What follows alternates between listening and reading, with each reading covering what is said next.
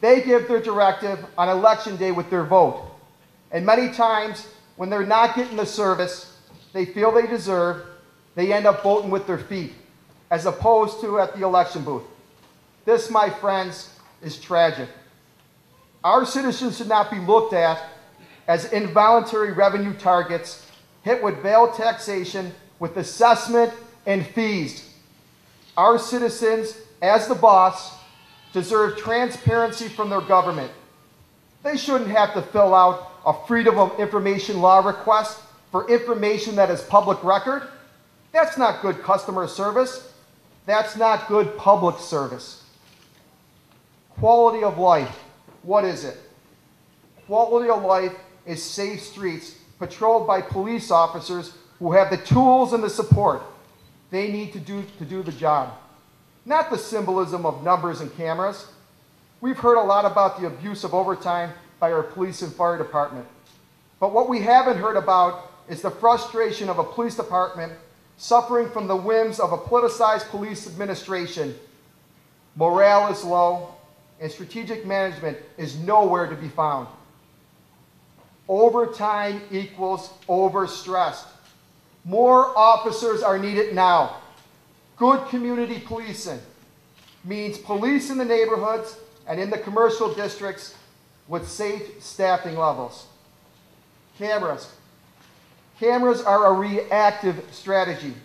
And by the way, I've yet to see one physically put the cuffs on someone or stop a crime in progress. Questionable red light cameras operated by some contractors are the solution to our budget shortfalls. Safety, maybe yes, possibly.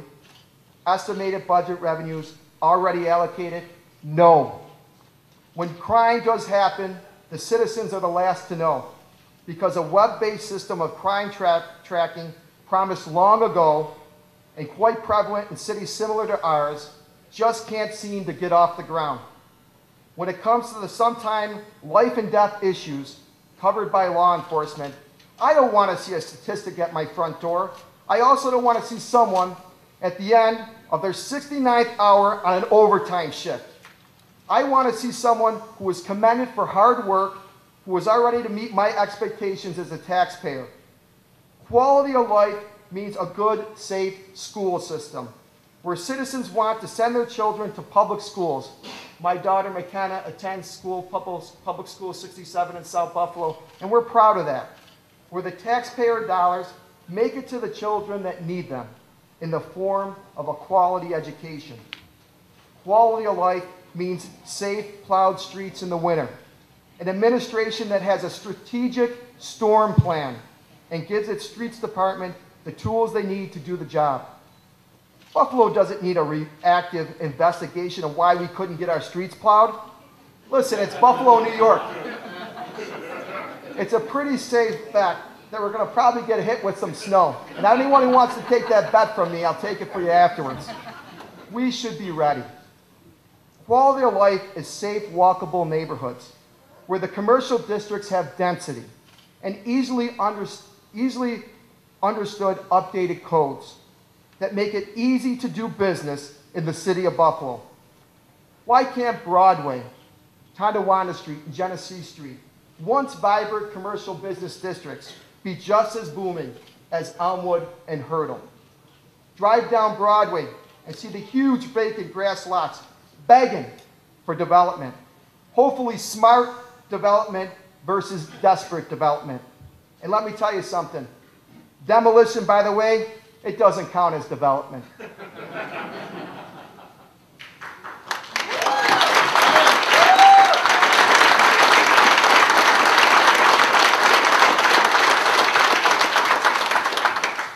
I want more shovels in the ground at this point, not shovel-ready excuses, and endless studies that conclude the obvious and logical and waste taxpayers' dollars. When a homeowner wants to develop an urban garden on a vacant tract of land in a distressed neighborhood, why would we say no? What we should be saying is, how can we help you? Even when things seem dire, we see what's possible. Grant Street, and you know this, Council Member Rivera, it struggled for a long time, but it still maintains some of its precious density. Last year, an entrepreneur, Chris Moran, took her passion, her imagination, and money and started a coffee shop and community gathering point called Sweetness 7. And now Grant and Lafayette has taken on a new life. New people experiencing the area, new blood to complement the legendary Gershio's Market across the street. That is a quality of life investment from a small business person that has already made an enormous impact. Investments, Buffalo needs more of. I have been asked many times by many of you here, the media, how am I going to run it against an opponent with $1 million? $1 million in the bank for a mayoral election in the third poorest city in the nation. The third poorest city in the nation. $1 million, much of it from outside interest. $1 million. Let me tell you something, Dad. You said $1 million doesn't come free, and I'm going to trust you on that.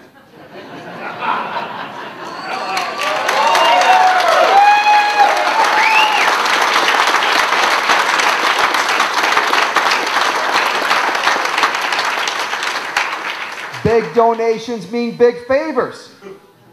And it doesn't come because some downstate, out-of-town interests care about you, the citizens of Buffalo. $1 million that will be owed back in some form.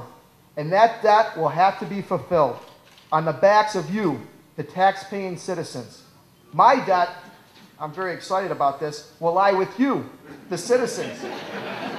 So please, please, help me with that. Who will elect me to office. And why I certainly need their support with financial donations that they can afford, or their other efforts. There's a lot of things we can do in a campaign, such as spreading the word about our campaign and our vision for Buffalo, or even more importantly, I need them to realize that their future is in their hands. Their decision on primary day will affect the next 4 years and their children's future, and my daughter's future, and your grandchildren's future. And let me tell you something. If the last 4 years are any indication of the next 4 years, a different lever needs to be pulled.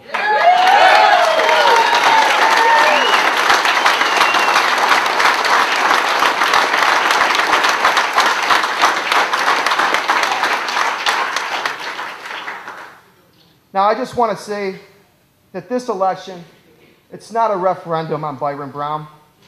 If we were a wealthy city and times were good, maybe we could afford to wait 4 more years for Byron Brown to demonstrate action and accountability versus reaction and rhetoric and a lack of execution. But let me tell you something. We can't wait 4 more years for his leadership.